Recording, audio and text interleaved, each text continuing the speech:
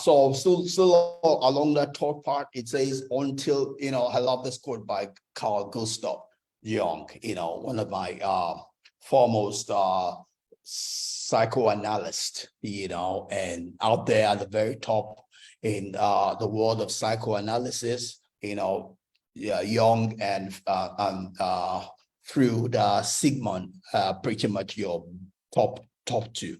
Every other person comes after them, and this is Jung, I love this quote by Jung. He says, until you make the unconscious conscious, it will direct your life and you will call it fate.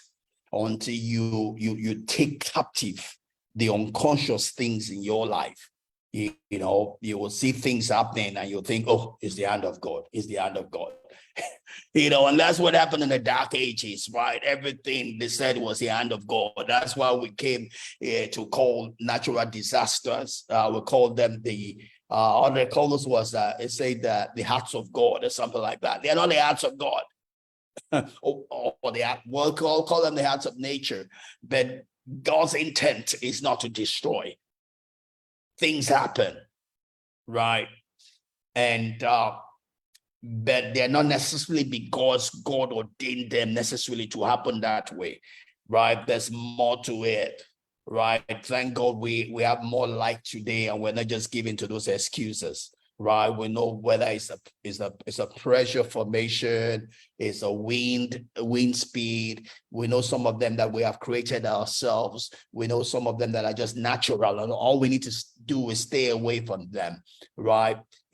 So there are a lot of unconscious things, but there's nothing without a reason at the end of the day. And it's not as much as knowing the reason, but understanding the ones you know and giving heed to the ones you don't know. Be conscious of the way the ones you don't know walk, right? For instance, right, we do have the unconscious part of us just as much as we have the conscious part of us. The unconscious part of us, is a part that even though it's unconscious, we can control. It's called the subconscious mind, right? Inside there is stored my habits. Inside there is stored my belief system. Inside there is stored the stories, my history, my stories, right? Now, the way it works or does not work is the habits I have created, which I can change. It has a belief, my philosophy, but my philosophy I can change. It's a matter of replacing what does not work with what works. So the Holy Book would say that we should be transformed by the renewing of our mind. How do we do that? Get new information to replace the old information, right? If you get new information, the right information to replace the old information, then you are taking control, you are taking captive your unconscious. Then you can determine your destiny, you can determine your fate. You can determine what takes place in your life when you're not conscious about it. But you got to do something about it. It's the programming of your being, the programming of your mind. And you work on that by what you read, what you expose yourself to, right? So you can control it. You can control it. If you choose not to, then whatsoever has been stored, both consciously and unconsciously, will control your life. It's not fate. It's just because you did not do your part. Right? But you can determine your future. You can determine the path your life is going towards, right?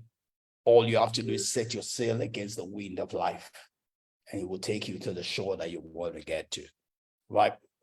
So Carl says that until you make the unconscious conscious, the things that are directing your life, until you make them conscious and you then determine how they do or not direct your life, right? You just think everything is happening because they have to happen. They don't have to happen.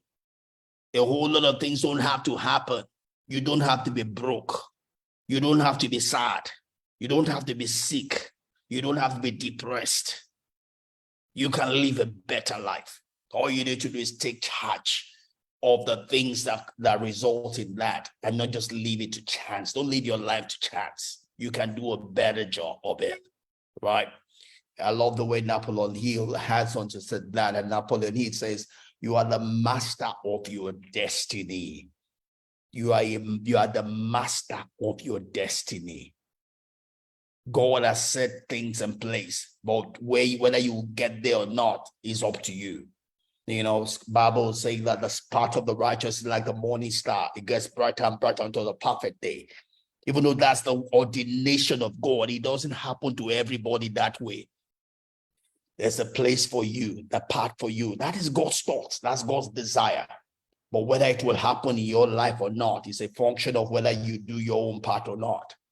In Jeremiah, God says, my thoughts towards you are those of good. Of those of good, to give you a hand, and a future, a hope. But it doesn't happen for everybody. You have to agree with God. You have to do your own part. God has set it to place for you to succeed. Whether you succeed or not is up to you. You are the master of your destiny.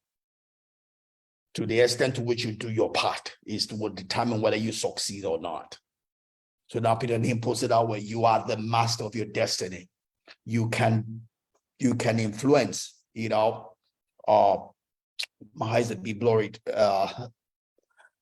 You can influence, direct, and control your own environment. You can make your life what you want it to be by doing the right things. By first of all, knowing those right things, knowing those principles, knowing those laws, and beginning to walk on them, walk with them, put them into place in your life. I was quoting this morning talking about, I put something out there that said that what you give guarantees your future, and one of my dear friends was asking me, what does that mean? Or where do you give to? And I went further. The Holy Book says, give and it shall be given. It's a general, all-embracing word. It's not saying give to your church. It's saying give. And everything comes in the realm of giving. Simply in this particular talk, it's giving to your life. Everything you do or not do is a seed. And there will be a harvest. God says, I am not mocked. Whatsoever a man sows, that will he reap. If you sow to your flesh, you will reap corruption. If you sow to the right principles of life, you will reap life. You will reap success. You will reap victory. You will live. You will reap an abundant life and a rich in life, a rewarding life. It's all a function of what you sow. You are the master of your harvest. You are the master of your future. You're the master of your destiny because you are in control of the seed, right? And just to wrap that up, the poem by William Hensley, he says that I am the master of my fate. Same thing as what we just read from Napoleon Hill, but he has the second part. I am the captain of my soul. I can direct my life. I can direct my life. I'm in charge of the sail of my boat. I'm in charge of the ship, which is my life. I direct the sail.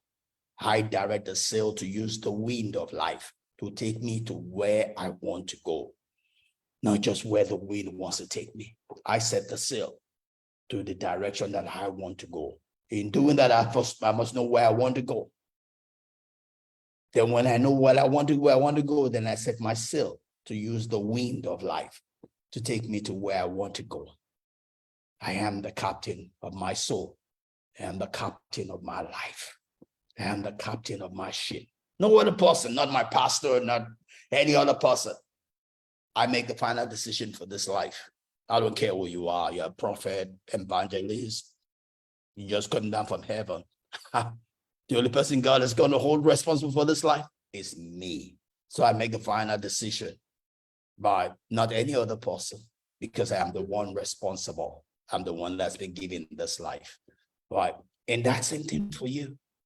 You can't blame any other person for your life. You need to take responsibility for your life, right? So, and all of this was just introduction into chapter 3, right? chapter three's main focus was a questionnaire that was sent out in 1975, right? And they were trying to check with people, they said, like, can you tell the life issues that have faced your life after you were 50 years old? They were asking what are the life issues they face after 50 years old, and how did those same issues look important to them when they were younger, say when they were 20 years old, and all of that, and this questionnaire was pretty much trying to find out from people, how have you tried to master these issues? How have you tried to master these issues? That's what they were asking. And as I was just sharing here, talking about being the master of your destiny, the captain of your soul, in the last 1-2 weeks, I've had some ha-ha moments in my life, especially with where I have to be financially at this morning time. I'm paying huge fees, and in dollars, right? And I am in naira, I'm having to pay some fees in dollars, and exchange rate has gone haywire, and it's 1,000 naira to a dollar, and that's gone haywire like ×2 what it used to be, and I still have to pay bills, so it's been a time of being encouraging myself in the Lord, or encouraging myself in the Lord, encouraging myself in life itself, because it could be discouraging, and I'm asking myself, will I be able to sustain it? So it's been a time to seemingly that trying to drag me into depression, and I'm pulling myself back. It's more like I've gone through nights when I've been in and out of depression, oh, will I sustain it? Oh yeah.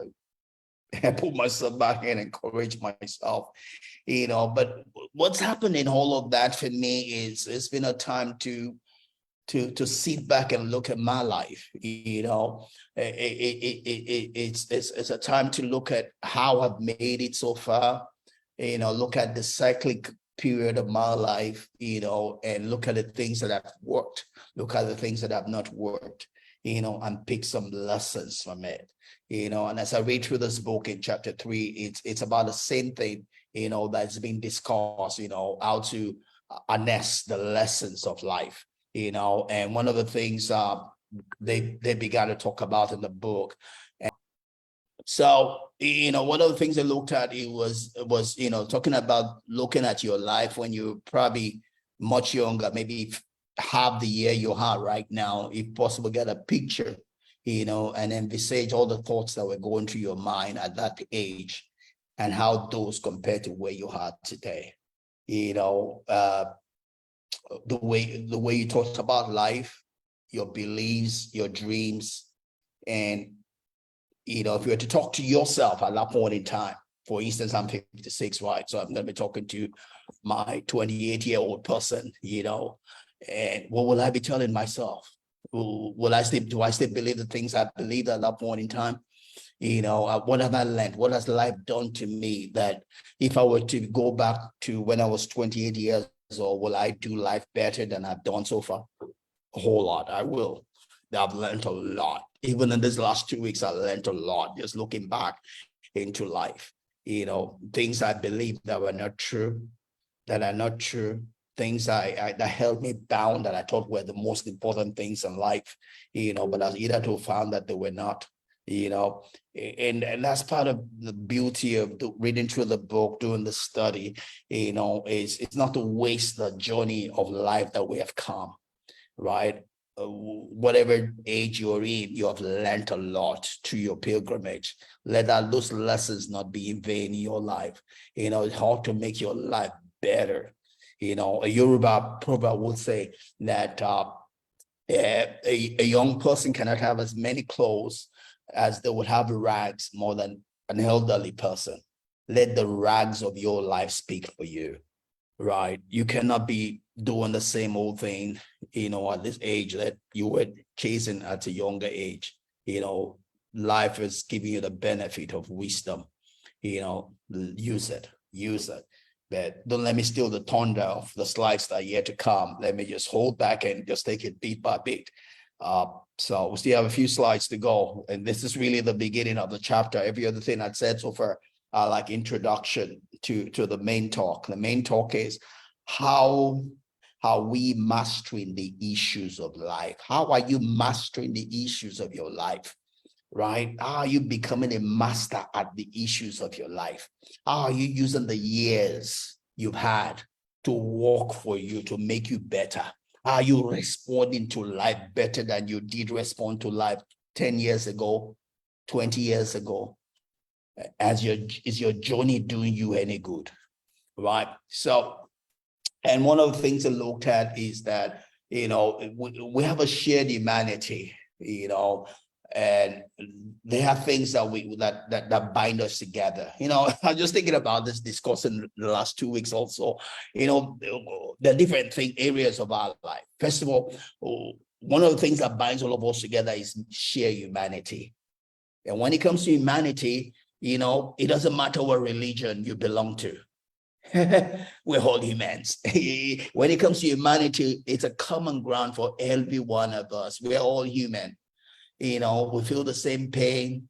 We take away all of those struggle about whether women should submit or men should love. We're all human. We're all supposed to submit. We're all supposed to love. People struggle with that. Oh, the woman must submit.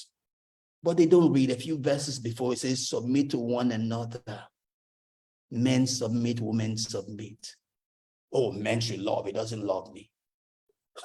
We're supposed to love one another. Love is not for men only. It's for we are all supposed to love. When it comes to humanity, there's no gender. It's not man or woman. We're all human.